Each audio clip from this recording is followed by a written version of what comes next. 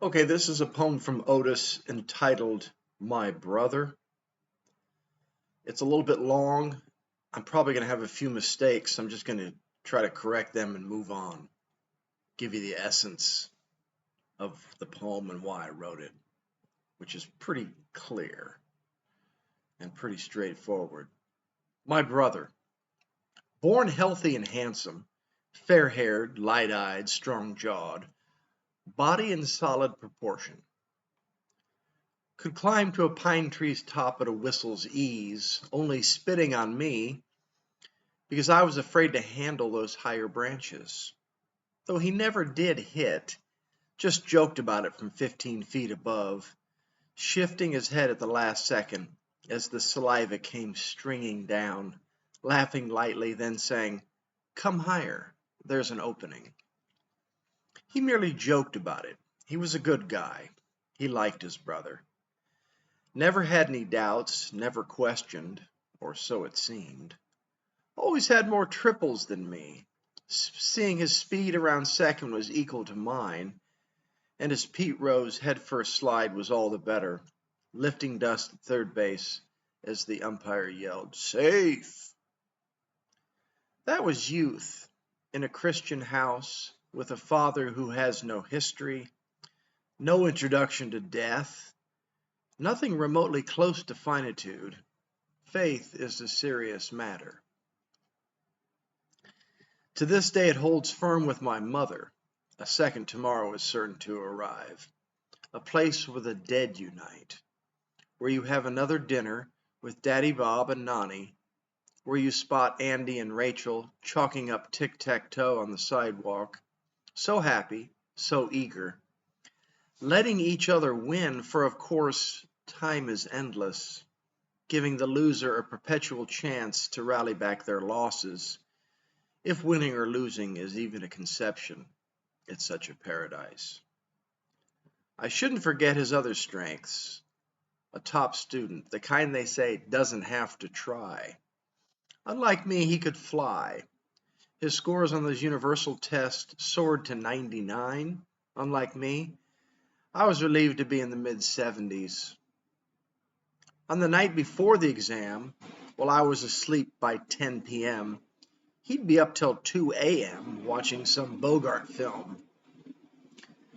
I don't know how he did it, but he did, without much effort. That's what made me jealous.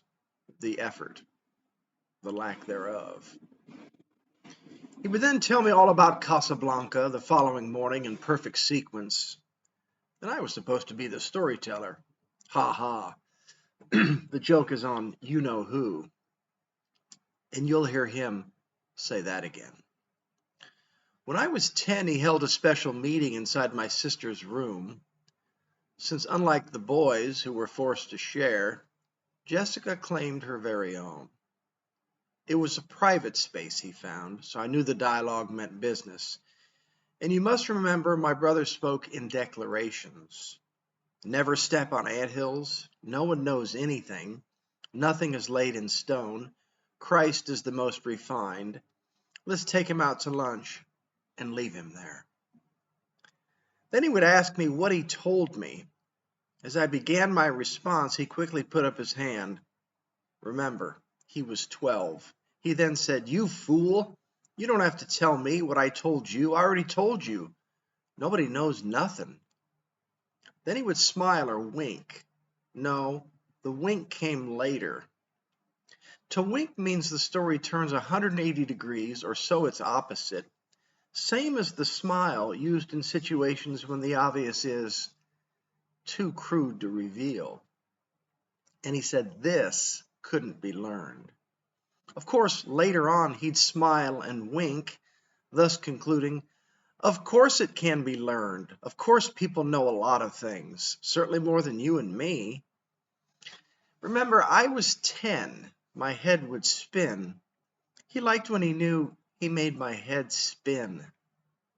But not really. As I said, he wasn't cruel. He was a good guy. More truthful, too. Ask anyone.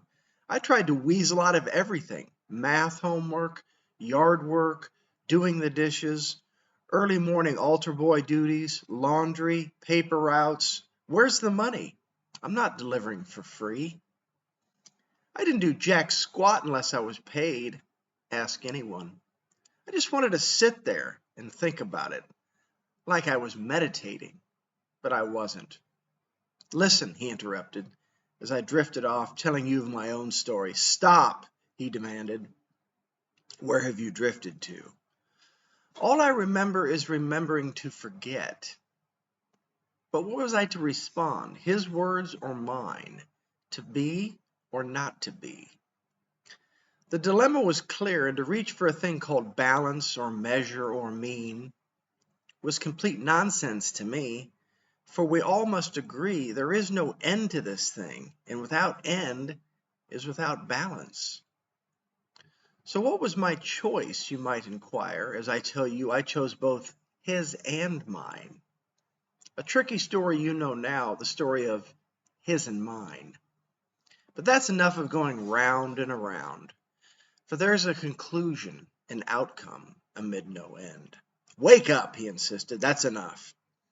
As he took my hand in his, which was rare for me, for him, to take my hand in his and say with such gravity, in your time of quick mortality, you will be the artist.